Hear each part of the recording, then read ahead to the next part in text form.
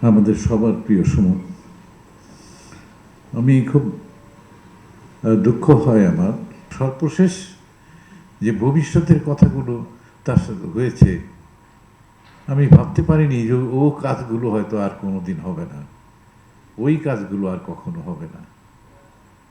Radio নিয়ে কাজ, radio নিয়ে ভাবনা, বা আমাদের স্বাধীন বাংলা বেতার কেন্দ্রের ইতিহাস রচনা, এসব কাজগুলো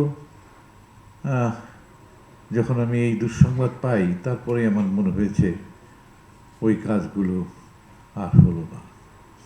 তো কিছু কিছু মানুষ আছে যারা এই কাজগুলো ধরে এবং খুব মনোযোগ দিয়ে শেষ করে। সেরকম শেষ করার মতো মানুষ আমাদের সমাজে খুব কম। আমরা অনেক কিছু আয়োজন করি, অনেক কিছু পরিকল্পনা করি, কিন্তু শেষ পর্যন্ত যেতে পারি না। সুমন ছিল শেষ পর্যন্ত যাওয়ার মানুষ, কিন্তু শেষ পর্যন্ত যাওয়ার মানুষটি তার জীবনটা একেবারেই খুব সংক্ষিপ্ত করে চলে গেল,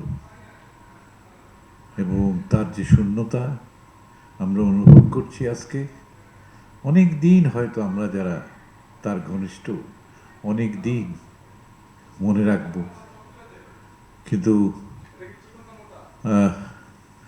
তার যে নিঃসঙ্গতা হয়েছিল, এই সংবাদগুলো সে কখনো বলতো না আমাদেরকে। সম্ভবত কোনো বন্ধুকেই সে বলতো না যে তার এক ধরনের নিঃসঙ্গতা হচ্ছে, বেদনা হচ্ছে, যার সুরাহা হয়তো আমরা করতে পারতাম না, কিন্তু সেই সুযোগটাও সে আমাদেরকে দিল না, হুট করেই চলে গেল। এবং নিঃসঙ্গতা বোধ হয় শিল্পীর একটা প্রয়োজনও বটে, কিন্তু কেমন নিঃসঙ্গতা, যে নিঃসঙ্গতা মানুষকে তিলে তিলে ক্ষয় করে দেয়। তো সেই নিঃসঙ্গতাকে আমরা অতিক্রম করতে চাই। কিভাবে অতিক্রম করব? আমাদের সমাজ, আমাদের রাজনীতি, আমাদের জীবনযাপন, সব কিছুই আমাদের নিঃসঙ্গতার জন্য দায়ী। এই দায়িত্ব কে নেবে?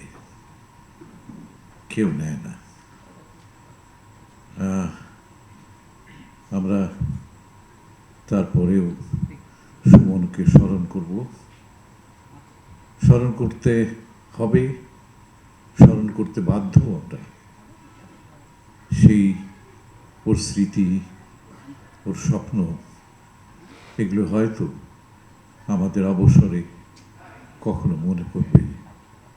এই মনে পড়াটাই এবং ওকে ওর স্মৃতি নিয়ে সাথে চলাটাই বোধহয় একটা মানুষের সবচেয়ে বড় কাম্য।